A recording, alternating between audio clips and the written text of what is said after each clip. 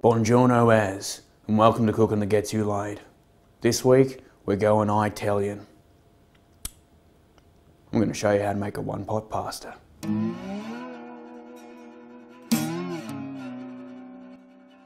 Now I know after slogging your guts out all day, you want to come home and prepare a nice romantic meal for that special someone you're trying to cop a root off.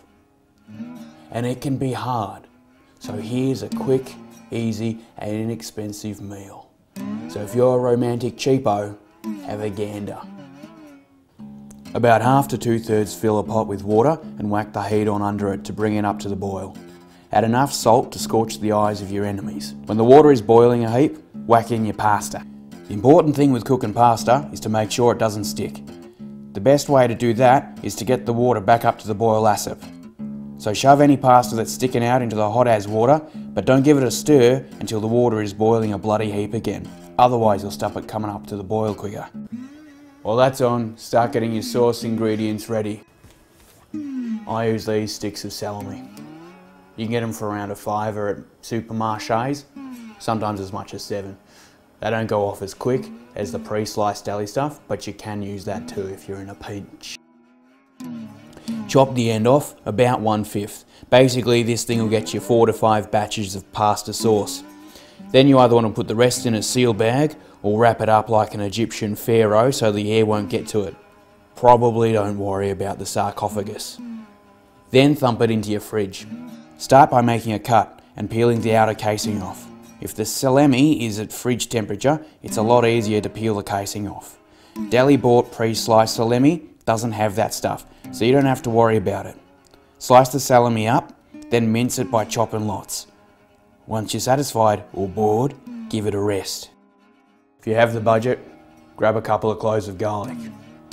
If you're a wog, you'll probably have some in your person.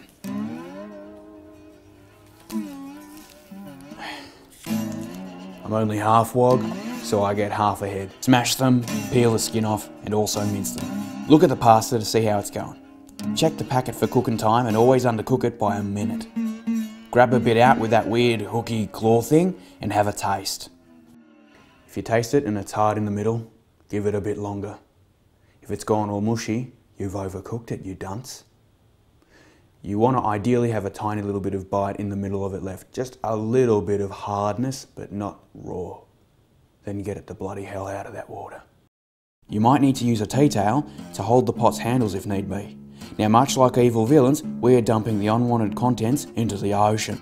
Throw the pot onto the stove on a low heat. Belt in some olive oil and throw your garlic and salami in. Stir for a minute or two and you only need to hear a light sizzle. If it's too hot, you burn the crap out of it, so don't. Dump at least 1/4 cup of red wine in there and the tomatoes. Keep the heat low, just so it bubbles. Stir and give it a taste. Now you want to get the flavours balanced as. You want a nice mixture of salty, sweet and sour. Sometimes cans of tomato can be either a bit sweet or a bit sour. The more you cook a sauce, the sweeter it gets. But who can be stuffed doing that? So we're going to add a few things to it to help the flavour along. Sweet maple syrup, sour vinegar, salty bloody salt. Keep tasting it as you go. You don't want to add too much of anything, otherwise it'll taste like cack. So if this becomes a go-to meal for you, you'll be able to keep on making it and get the balance of flavours right. If it tastes a bit Vegemite-y, you've burnt your meat a little bit. So you just need to sweeten that and the flavour will come right out and it'll taste amazing rather than burnt and Vegemite-y. Grab the abandoned pasta out of the sink. Wipe its clacker to make sure it doesn't dribble on the floor and dump your pasta into the now seasoned sauce. This heats up the pasta as well as absorbing the sauce, which gives you a sensual restaurant finish. You might want to crank up the heat for this bit. Only heat it as fast as you can stir it off the bottom or you carbonise various portions of your meal.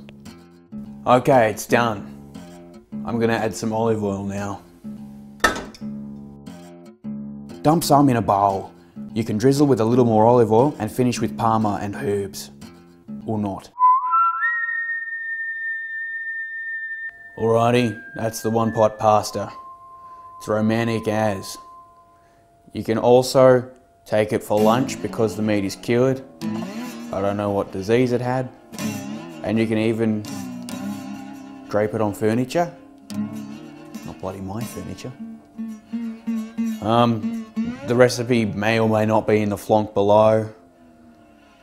You can leave some comments and any queries. Queries? Who's answering them? Me. Yeah. If you leave any queries, you're on your own. And we have an Instagram as well.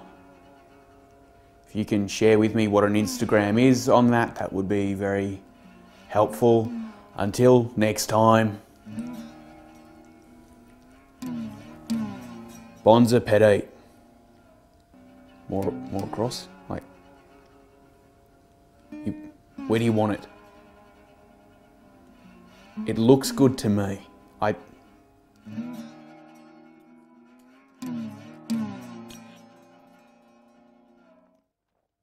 Problem solved.